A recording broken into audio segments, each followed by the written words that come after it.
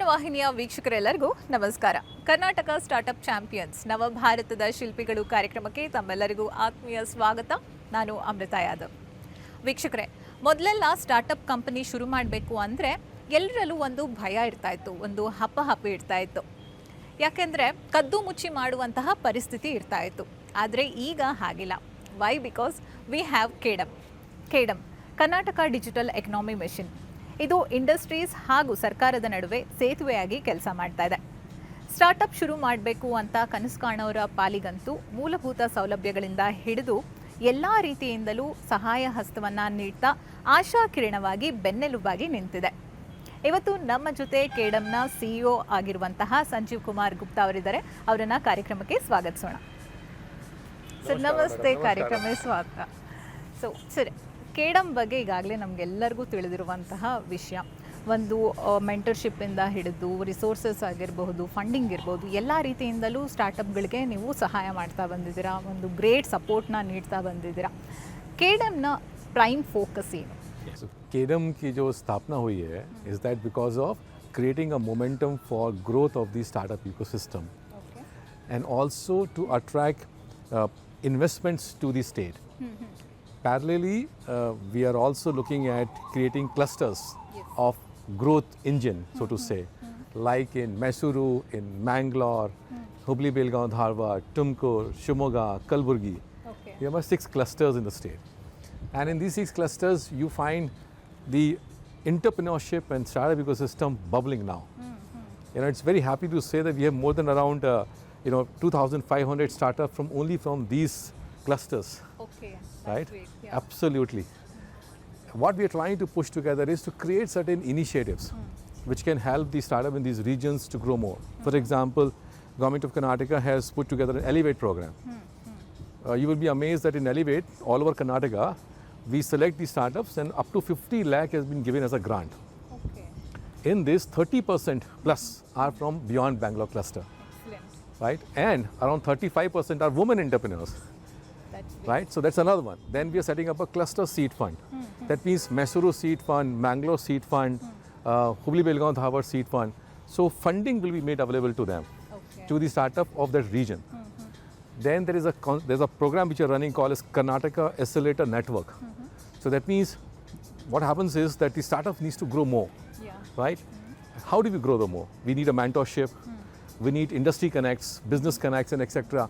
In that scenario, we have find out one institution in Mysore, one institution in Bangalore, make them as a partner. And then they selected startups together in Bangalore and in Mysore, assume that, right? They both are mentored with a very sound mentorship of subject matter experts of around, right? In this journey, the institution here in Mysore becomes mature to understand the accelerator program.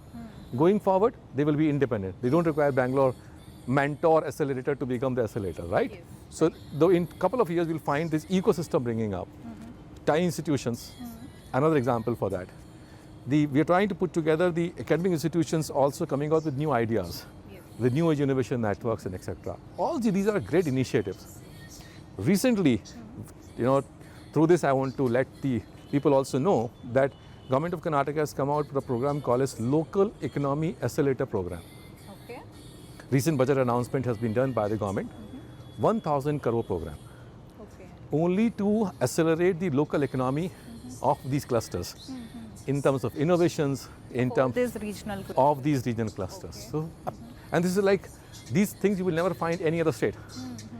So the attempt towards the industry and the government is to work together, create those amazing entrepreneurs coming out, handhold them at every level of the journey, and make them successful. Top of this, just to let you know, Global Innovation Alliance. That means around 30 plus countries Government of Karnataka has relationship. What we do is giving a highway. So if an example is somebody from here wants to do a cyber security business opportunities in Netherlands, Okay. can they do that? So the diplomatic relationship, the government to government relationship become a highway. Now startup can use this highway, go to Netherlands and look at the market which is available for the Europe as a whole. Embassy officials are here in town today to look at this cluster, look at how we can partner, look at how we can bring more investment to the state as well. So as you mentioned about beyond Bengaluru, so ಈಗ ನಮ್ಮ ಬೆಂಗಳೂರು ಅಂದ ತಕ್ಷಣನೇ ಒಂದು startup hub ಅಂತ ಹೇಳ್ಬೋದು, IT ಅಂದ ತಕ್ಷಣ ಎಲ್ಲ ಬ್ಯಾಂಗ್ಳೂರ್ನ ಹುಡ್ಕೊಂಡು ಬರ್ತಾರೆ. ಸೊ ಈಗ ಮೈಸೂರು ಕ್ಲಸ್ಟರ್ನ ಇಂಪ್ರೂವ್ ಮಾಡೋದ್ರಲ್ಲಿ ಅಥವಾ ಒಂದು ಎಮರ್ಜಿಂಗ್ ಸ್ಟಾರ್ಟಪ್ಸ್ನ ಸೆಳೆಯೋದ್ರಲ್ಲಿ ಹೇಗೆ ವರ್ಕ್ ಮಾಡ್ತಾ ಇದೆ KEDAM? We did a Beyond Bangalore Blue program where we brought some 7 to 8 VCs and we curated a program here that around 50 plus startups participated in this. We got selected top 10. Okay. Only these top 10 startups, which in healthcare, health tech, ed tech, agri tech, all those tech entrepreneurs presenting to the VCs. And these VCs are not from here local, they are from Bangalore, Chennai, Bombay, they've come down here. Two things they are achieving. One, the VC circle is understanding that there's a high potential in Mysore cluster or other clusters because they will never heard the stories. They see it, they believe it, right? And the second point is the confidence of my own startup from the cluster goes up. I'm pitching to one of the big VCs here and his VC is interested in me for a next level of discussion. Imagine the way that is going on, right? This is how we're creating those, very different brand of the ecosystem together. Last year there was a big event called as TIE Global Summit. 600 global people were here in Mysore. So they all looked into the entire ecosystem of entrepreneurship. So ಈಗ Mysuru cluster ಆಯಿತು, Mysuru blouse ಅಂತ ಕೂಡ ನಾವು ಇವತ್ತು ಒಂದು ಪ್ರೋಗ್ರಾಮ್ನ attend ಮಾಡಿದ್ವಿ. So ಇನ್ನು ಇದು ಬಿಟ್ಟು ರೀಜನಲ್ ಕ್ಲಸ್ಟರ್ಸ್ ಅಂತ ತಗೊಂಡಾಗ ಬೇರೆ ಏನಾದರೂ ಸ್ಪೆಷಲ್ ಇನಿಷಿಯೇಟಿವ್ಸ್ ಇದೆಯಾ other than Bengaluru, beyond Bengaluru initiative? So this is a blue initiative is a very special initiative for only for Mysore, right? There I showed you cluster seed fund. So Mysuru seed fund is only for Mysore. Okay. Right? Accelerator program for Mysore and Bangalore together combining, but it is focused on Mysore.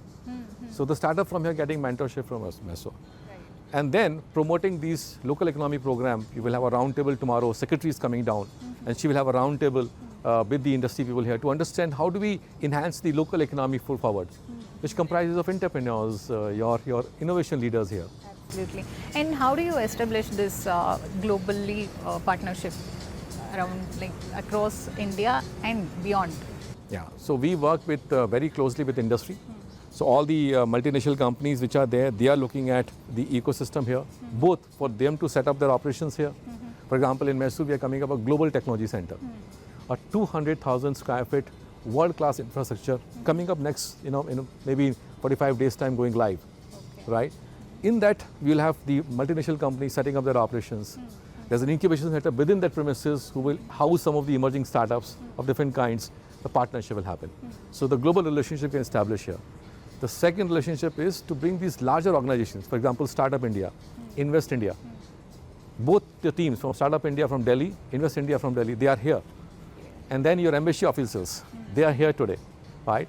The global leaders of organizations, for example, Mr. Amit Sharma, who is the global leader of IBM, Mr. Lingaraju, who is the India CEO for the Kyndryl global company. So all these relationships are going to build up for the Mysore as a very important destination, both for investment as well as for the startup and entrepreneurship.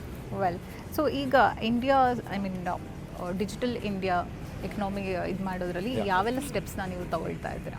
See, our digital economy is defined in 3 parts. One is startups grow more. Second is IT, ITS companies, GCC companies setting up operations here. And then we have the electronic system design manufacturing. So recently, Government of Karnataka has announced a PCB park here. The PCB part, we had those PCBs built up in from mobile phones to your washing machines to everything else, right? So those PCB boards has to be manufactured. So we're having a PCB board manufacturing company here. And then there are raw materials required for those PCB boards. They are also coming up and looking at a opportunity to set up here, right? Then there are companies which has assembled all these components and make a product. We call it, for example, Keynes has set up a fantastic, amazing factory here in Chamarajnagar, right? So you have electronics manufacturing, you have an IT, ITS and GCC. IBM came a couple of years just now they are growing with more than double of their numbers in Mysore alone. So you're having a battery manufacturing company here, setting up the battery manufacturing here. Battery is another 2 parts, cell manufacturing and the battery assembly, packaging.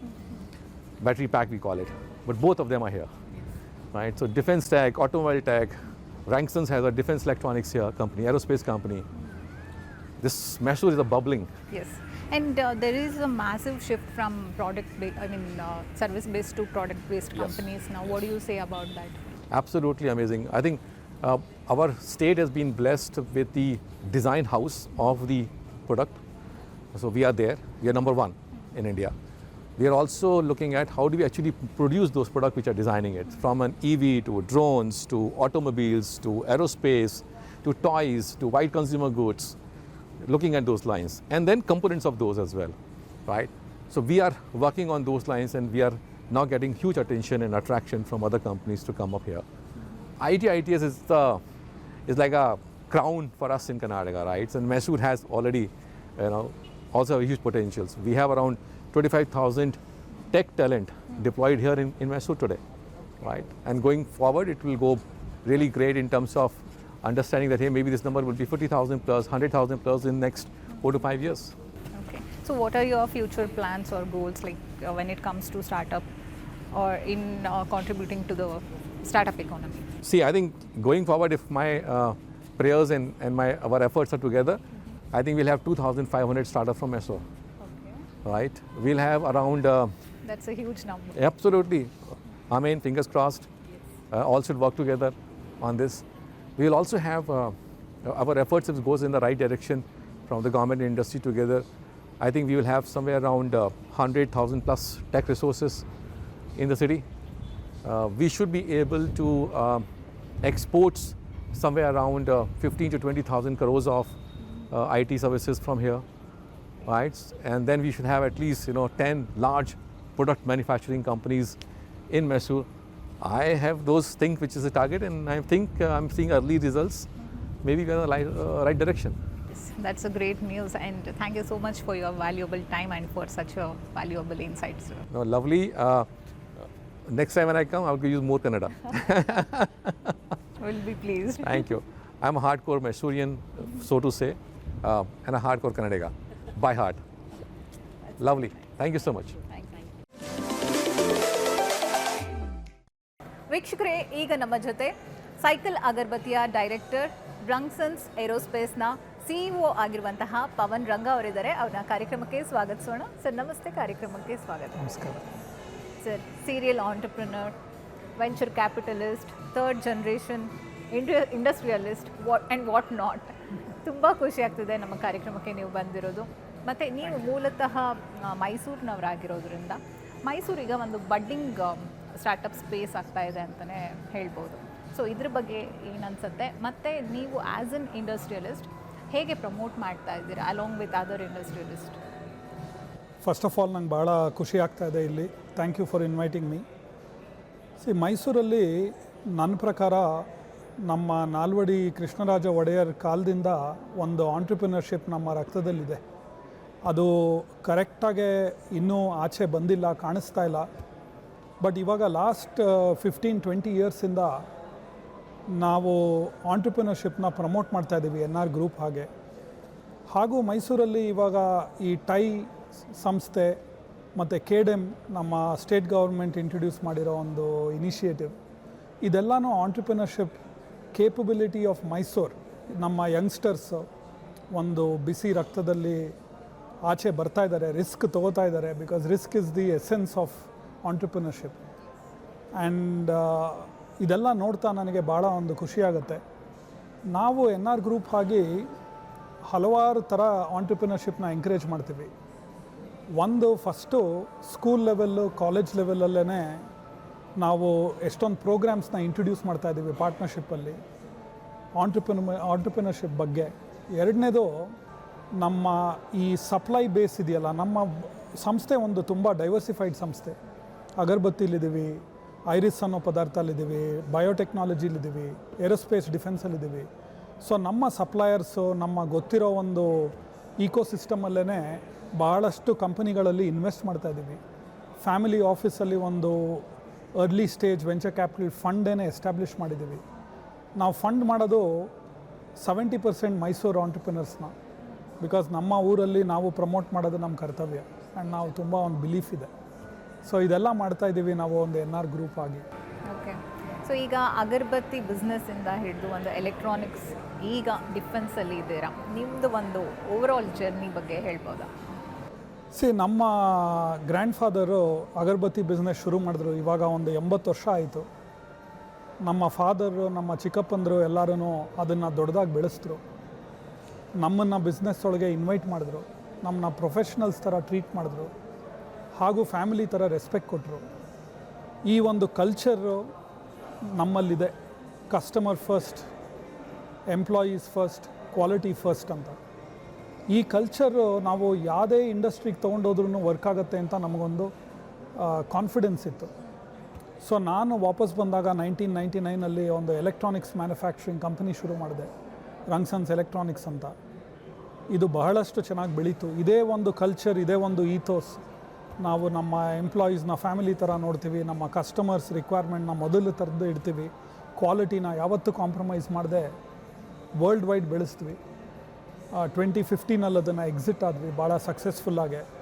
ಆಮೇಲೆ ರಂಗ್ಸನ್ಸ್ aerospace setup ಮಾಡಿದೆ. Because ನಮ್ಮ honourable prime minister ಹೇಳ್ತಿದ್ರು make in India ಮಾಡಬೇಕು, product technology ಇರಬೇಕು ಅಂತ. So ಹಾಗಾಗಿ ಒಂದು R&D setup ಮಾಡಿದ್ವಿ, ಪ್ರಾಡಕ್ಟ್ಸ್ ಡೆವಲಪ್ ಮಾಡಿದ್ವಿ. ನಮ್ಮ ಮಿನಿಸ್ಟ್ರಿ ಆಫ್ ಡಿಫೆನ್ಸ್ಗೆ, ನಮ್ಮ ಇಸ್ರೋ ಸಂಸ್ಥೆಗೆ, ಸ್ಪೇಸ್ ಸಂಸ್ಥೆಗೆ, ಹಾಗೂ ಬರೀ ಇಂಡಿಯಾಗಲ್ಲ, ಫಾರಿನ್ ಕಂಪನೀಸ್ಗೂ, ಬೋಯಿಂಗ್ ಆಗಲಿ, ಏರ್ಬಸ್ ಆಗಲಿ, ಇಂಜಿನ್ ಮ್ಯಾನುಫ್ಯಾಕ್ಚರರ್ಸ್ಗಾಗಲಿ ಹಲವಾರು ಸೊಲ್ಯೂಷನ್ಸ್ ಡೆವಲಪ್ ಮಾಡಿದ್ವಿ, ಡೆಲಿವರ್ ಮಾಡಿದ್ವಿ. ತುಂಬ ಒಂದು ರೆಕಗ್ನಿಷನ್ ಸಿಕ್ಕಿದೆ. ಸೊ ನನಗನ್ಸೋದು ಏನಂದರೆ, ನಮ್ಮ ಮೈಸೂರದು ಒಂದು ಕಲ್ಚರು, ನಮ್ಮ ಫ್ಯಾಮಿಲಿದೊಂದು ಕಲ್ಚರು, ಈಥೋಸು, ಇದನ್ನು ಇಟ್ಕೊಂಡು ನಾವು ಯಾವುದೇ ಒಂದು ಸಂಸ್ಥೆನ ಬೆಳೆಸೋಕ್ಕೆ ಟ್ರೈ ಮಾಡಿದ್ರೂ ಅದೊಂದು ಸಕ್ಸಸ್ ಆಗಿದೆ ನಮಗೆ. ಹೀಗಾಗಿ ಭಾಳ ಖುಷಿಯಿಂದ, ಹೆಮ್ಮೆಯಿಂದ ಹೇಳ್ಕೊತಾ ಇದ್ದೀನಿ ಇದನ್ನು. That's great. ಆ್ಯಂಡ್ ನೀವಾಗಲೇ ಹೇಳಿದ ಹಾಗೆ ಯೂತ್ಸ್ ಏನಿದ್ದಾರೆ, ಒಂದು ಫ್ರೆಶ್ ಐಡಿಯಾಸ್, ಇನೋವೇಟಿವ್ ಐಡಿಯಾಸ್ ಜೊತೆ, ವಿಷನ್ ಜೊತೆ ಈಗ ಸ್ಟಾರ್ಟಪ್ನ ಶುರು ಮಾಡಬೇಕು ಅನ್ನೋ ಒಂದು ಹಂಗರ್ ಇದೆ, ಅರ್ಜಿದೆ ಅವರಲ್ಲಿ. ಅವ್ರನ್ನೆಲ್ಲ ನೀವು ರೆಕಗ್ನೈಸ್ ಮಾಡೋದ್ರ ಜೊತೆಗೆ ಒಂದು ಫಂಡ್ ರೈಸಿಂಗ್ ಕೂಡ ಮಾಡ್ತೀರಾ, ಇನ್ವೆಸ್ಟ್ಮೆಂಟ್ ಮಾಡೋದರಲ್ಲಿ ಸಹಾಯ ಮಾಡ್ತಿದ್ರೆ. ಇದನ್ನು ಬಿಟ್ಟು ಬೇರೆ ಯಾವೆಲ್ಲ ರೀತಿಯಲ್ಲಿ ನೀವು ಅವ್ರಿಗೆ ಸಹಾಯ ಮಾಡ್ತಾ ಇದ್ದೀರಾ? ಬೇಸಿಕಲಿ ಒಂದು ಆಂಟ್ರಪ್ರಿನರ್ಶಿಪ್ ಜರ್ನಿ ಒಂದು ಆಗಬೇಕು ಅಂದರೆ ಒಂದು 3-4 ವಿಷಯಗಳು ಭಾಳ ಮುಖ್ಯ. ಒಂದು ರಿಸ್ಕ್ ಟೇಕಿಂಗ್ ಎಬಿಲಿಟಿ ಬೇಕು. ಸೊ ಈ ರಿಸ್ಕ್ ಟೇಕಿಂಗ್ ಎಬಿಲಿಟಿ ಹುಡುಗರಿಗೆ ಬೆಳೀತಾ ಬರಬೇಕು. ಸೊ ಕಾಲೇಜಲ್ಲೇ ಇಂಟರ್ವ್ಯೂನ್ ಆಗಬೇಕು, ಇದನ್ನು ಅವ್ರಿಗೆ ತಿಳಿಸ್ಬೇಕು, ಟ್ರೈನ್ ಮಾಡಬೇಕು. ಇದು ಒಂದು ಇನಿಷಿಯೇಟಿವ್ ನಾವು ತೊಗೊಂಡಿದ್ದೀವಿ.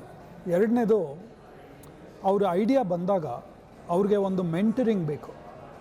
Experienced people must tell them, ಈ ಥರ ರಿಸ್ಕ್ ಇದೆ, ಈ ಥರ ಆಪರ್ಚುನಿಟಿ ಇದೆ, ಹೀಗೆ ನೋಡ್ಬೋದು, ಹೀಗೆ ಒಂದು ಡೈರೆಕ್ಷನ್, ಒಂದು ಮೆಂಟ್ರಿಂಗ್ ಬೇಕಾಗುತ್ತೆ. ಸೊ ಒಂದು ಮೆಂಟರ್ಶಿಪ್ ಪ್ರೋಗ್ರಾಮ್ ಎಸ್ಟಾಬ್ಲಿಷ್ ಮಾಡಿದ್ದೀವಿ. ಮೂರನೇದು, ಅದೆಲ್ಲ ಆದಾಗ ಒಂದು ಸ್ವಲ್ಪ ಫಂಡಿಂಗ್ ಬೇಕಾಗುತ್ತೆ, ದುಡ್ಡು ಬೇಕಾಗುತ್ತೆ ಬೆಳೆಸೋಕ್ಕೆ. ರಿಸ್ಕ್ ಕ್ಯಾಪಿಟಲ್ ಅಂತೀವಿ, ಯಾಕೆಂದರೆ ಇದು ಎಲ್ಲನೂ ಮಾಡಿದ್ದೆಲ್ಲ ಕ್ಲಿಕ್ ಆಗುತ್ತೆ ಅಂತ ಹೇಳೋಕ್ಕಾಗಲ್ಲ. So it may come good, it may not come good. So ಈ ರಿಸ್ಕ್ ಕ್ಯಾಪಿಟಲ್ ಪ್ರೊವೈಡ್ ಮಾಡ್ತೀವಿ. ಫೈನಲಿ ಇನ್ನೊಂದೇನೆಂದರೆ, ನಮ್ಮ ಬಿಸ್ನೆಸ್ಸಸ್ ಸಂಬಂಧ ಇದ್ದಿದ್ದು ಯಾವ್ದಾದ್ರು ಸ್ಟಾರ್ಟಪ್ ಇದ್ದರೆ ಅವ್ರಿಗೆ market access, product access, marketing, branding knowledge, ಇದೆಲ್ಲ ನಾವು ಇಂಪಾರ್ಟ್ ಮಾಡ್ತೀವಿ. ಸೊ ಹೀಗಾಗಿ ಒಂದು ಓವರ್ ಆಲ್ ಆಂಟ್ರಪ್ರಿನರಲ್ ಈಕೋ ಸಿಸ್ಟಮ್ನ ನಾವು ಡೆವಲಪ್ ಮಾಡೋಕ್ಕೆ ಟ್ರೈ ಮಾಡ್ತಾಯಿದ್ದೀವಿ NR ಗ್ರೂಪ್ ಆಗಿ.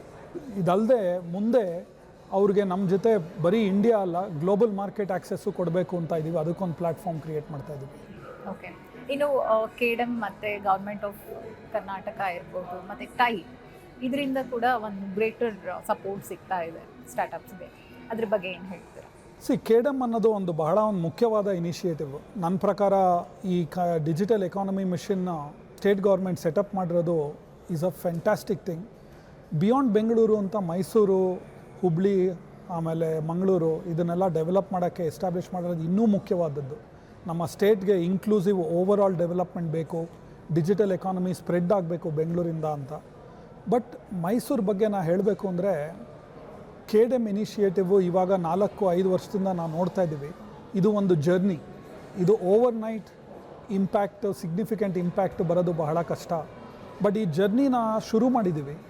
ಒಂದಲ್ಲ ಇನ್ನೊಂದು ರೀತಿಲಿ ಎಂಕರೇಜ್ಮೆಂಟು, ಡೆವಲಪ್ಮೆಂಟು, ಫಂಡಿಂಗು, ಕಾಂಪಿಟೇಷನ್ಸು, ಯಂಗ್ಸ್ಟರ್ಸ್ಗೆ ಒಂದು ಎಕ್ಸ್ಪೋಜರು, ಇದೆಲ್ಲ ಅಲ್ಲದೆ ಸ್ಟೇಟ್ ಗೌರ್ಮೆಂಟು ಡೈರೆಕ್ಟಾಗೆ ಸಪೋರ್ಟ್ ಕೂಡ ಮಾಡ್ತಿದ್ದಾರೆ ಈ ಇನಿಷಿಯೇಟಿವ್ಸ್ಗೆ. ಹಲವಾರು ಸಕ್ಸಸ್ ಸ್ಟೋರೀಸ್ ಆಗಲೇ ಬಂದಿದೆ ಈ KDM ಇನಿಷಿಯೇಟಿವಿಂದ. ಸೊ ನನಗೇನು ಅನಿಸುತ್ತೆ ಅಂದರೆ, ಈ ಥರ ಒಂದು ಇನಿಷಿಯೇಟಿವ್ ಇದೊಂದು ಜರ್ನಿ. ಇದು ಓವರ್ ಟೈಮ್ ತುಂಬ ರಿಸಲ್ಟ್ಸ್ ಕಾಣಿಸೋಕ್ಕೆ ಬರುತ್ತೆ. ಬರೀ ಮೈಸೂರಲ್ಲ, ಮೈಸೂರು ಡಿಸ್ಟ್ರಿಕ್ಟಲ್ಲಿರೋ ಎಲ್ಲ ಜಿಲ್ಲೆಗಳಲ್ಲೂ ಒಂದು ಇಂಪ್ಯಾಕ್ಟ್ ಕಾಣುತ್ತೆ. ಇದು ನನಗೆ ಒಂದು ಬಹಳ ಒಂದು ಕಾನ್ಫಿಡೆನ್ಸ್ ಇದೆ. ಈಗ KDM ಅವರು ಇಲ್ಲಿ ಇನ್ಕ್ಯುಬೇಷನ್ ಸೆಂಟರ್ ಬೇರೆ ಸೆಟಪ್ ಮಾಡಿದ್ದಾರೆ ಮೈಸೂರಲ್ಲಿ. ಆಲ್ಮೋಸ್ಟ್ 1500 ಸ್ಟಾರ್ಟಪ್ಸಲ್ಲಿ ಎಸ್ಟಾಬ್ಲಿಷ್ ಆಗಬಹುದು. ಇದೆಲ್ಲ ನೋಡಿದಾಗ ಒಂದು ಹೆಮ್ಮೆಯಿಂದ ಹೇಳ್ಕೊಬೋದು, ನಮ್ಮ ಮೈಸೂರಲ್ಲಿ ಸ್ಟೇಟ್ ಗೌರ್ಮೆಂಟು ಒಂದು ಇನಿಷಿಯೇಟಿವ್ ತಂದಿದ್ದಾರೆ. ಆಂಟ್ರಪ್ರಿನರ್ಸ್ಗೆ, ಸ್ಟಾರ್ಟಪ್ಸ್ಗೆ ಒಂದು ಎಂಕರೇಜ್ಮೆಂಟ್ ಕೊಡ್ತಾ ಇದ್ದಾರೆ ಡೈರೆಕ್ಟಾಗಿ ಅಂತ. So KDM is a very very important initiative. Yes. And ಕೊನೆಯದಾಗಿ ಅಪ್ಕಮಿಂಗ್ ಆಂಟ್ರಪ್ರಿನರ್ಸ್ ಆಗಿರ್ಬೋದು ಅಥವಾ ಸ್ಟಾರ್ಟಪ್ ಶುರು ಮಾಡಬೇಕು ಅನ್ನೋರಿಗೆ ಏನು ಅಡ್ವೈಸ್ ಅಥವಾ ಒಂದು ನಾನು ಫಸ್ಟ್ ಏನು ಹೇಳ್ತೀನಿ ಅಂದರೆ, ಅಪ್ಕಮಿಂಗ್ ಆರ್ ಅಸ್ಪೈರಿಂಗ್ ಆಂಟ್ರಪ್ರಿನರ್ಸ್ಗೆ ನೀವು ನಿಮ್ಮಲ್ಲೊಂದು ನಂಬಿಕೆ ಇಟ್ಕೋಬೇಕು. ನಮ್ಮ ದೇಶ ಪ್ರಪಂಚದಲ್ಲೇ ಅತ್ಯುತ್ತಮವಾದ ಬೆಳೀತಾ ಇರೋ ದೇಶ.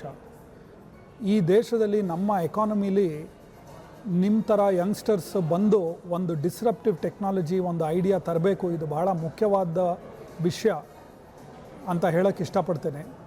ಮೂರನೇದಾಗಿ ಏನಂದರೆ, life like business is a risk. ಇದನ್ನು ಒಂದು ತೊಗೊಳಕ್ಕೊಂದು ತಯಾರಿರಬೇಕು ನೀವು. ಆವಾಗಲೇ ನಮ್ಮ ಎಕಾನಮಿ ನೆಕ್ಸ್ಟ್ ಲೆವೆಲಿಗೆ ಬೆಳೆಯೋದು. Startups will redefine our economy ಅಂತ ಪ್ರೈಮ್ ಮಿನಿಸ್ಟರ್ ಹೇಳ್ತಿದ್ದಾರೆ. ಅದು ಭಾಳ ಒಂದು ನಿಜವಾದ ಮಾತು. ನಾನು ಕೊನೆಯದಾಗಿ ಏನು ಹೇಳೋಕ್ಕೆ ಇಷ್ಟಪಡ್ತೀನಿ ಅಂದರೆ, ನೀವು ಇವಾಗ ಏನಾದ್ರು ಕೆಲಸ ಮಾಡ್ತಿರ್ಬೋದು, ಕಾಲೇಜಲ್ಲಿರ್ಬೋದು, ಮನಸ್ಸು ಮಾಡಿ ನಿಮಗೊಂದು ಐಡಿಯಾ ಬಂತು ಅಂದರೆ ಈ ಕೆಲಸವನ್ನು ಬಿಟ್ಟು ಒಂದು ಸಮುದ್ರದಲ್ಲಿ ಧುಮುಕಬೇಕು ನೀವು. ಆವಾಗಲೇ ನೀವು ಸ್ವಿಮ್ಮಿಂಗ್ ಕಲಿಯೋದು, ಆವಾಗಲೇ ನೀವು ಸಕ್ಸಸ್ಫುಲ್ಲಾಗಿ ಎಲ್ಲಿ ರೀಚ್ ಆಗಬೇಕೋ ಅಲ್ಲಿಗೆ ಆಗೋದು. ಈ ಫಸ್ಟ್ ಸ್ಟೆಪ್ ತೊಗೊಳ್ಳಿ ಅಂತ ಹೇಳೋಕ್ಕೆ ಇಷ್ಟಪಡ್ತೀನಿ ನಾನು. ನಮ್ಮ ಥರದವರೆಲ್ಲ ಇದ್ದೀವಿ ನಿಮ್ಮನ್ನ ಬ್ಯಾಕ್ ಮಾಡೋಕ್ಕೆ, ನಿಮ್ಮ ಎಂಕರೇಜ್ ಮಾಡೋಕ್ಕೆ. ಬಟ್ ನೀವು ಫಸ್ಟ್ ಡೈವ್ ಮಾಡಬೇಕು. That is very important. Definitely. And ಕಾರ್ಯಕ್ರಮಕ್ಕೆ ಬಂದು ಇಷ್ಟು ಒಂದು ಒಳ್ಳೆಯ ಮಾಹಿತಿಯನ್ನು ಹಂಚ್ಕೊಂಡಿದ್ರಿ, ನಿಮ್ಮ ಎಕ್ಸ್ಪೀರಿಯನ್ಸ್ನ ಶೇರ್ ಮಾಡಿದ್ರಿ. ಧನ್ಯವಾದಗಳು. Thank you very much. ಇಷ್ಟು ದಿನ ಬಹುಶಃ ನೀವೆಲ್ಲ KDM ಹೆಸರಷ್ಟೇ ಕೇಳಿರ್ತೀರ. ಆದರೆ ಇವತ್ತು KDM ಅಂದರೆ ಏನು, ಅದರ ರೂಪುರೇಷೆಗಳೇನು, ಅದರ ಫೋಕಸ್ ಏನು ಅನ್ನೋದ್ರ ಬಗ್ಗೆ ವಿಸ್ತಾರವಾಗಿ ತಿಳ್ಕೊಂಡಿದ್ದೀರಿ. ನಿಮಗೂ ಏನಾದರೂ ಸ್ಟಾರ್ಟಪ್ನ ಸ್ಟಾರ್ಟ್ ಮಾಡಬೇಕು ಅನ್ನೋ ಮನಸ್ಸು ಕನಸು ಎರಡೂ ಇದ್ದರೆ ಮತ್ತು ಯಾಕೆ ವೆಯ್ಟ್ ಮಾಡ್ತೀರಾ? ನಿಮ್ಮ ಜೊತೆ KDM ಇದೆ, ಇಡೀ ಸ್ಟಾರ್ಟಪ್ ಎಕೋಸಿಸ್ಟಮ್ ಇದೆ, ಅವೆನ್ಯೂಸ್ ಇದೆ. So don't wait for it, just go for it ಅಂತ ಹೇಳ್ತಾ ಈ ಕಾರ್ಯಕ್ರಮವನ್ನು ಮುಕ್ತಾಯಗೊಳಿಸ್ತಾ ಇದ್ದೀವಿ. ನಮಸ್ಕಾರ.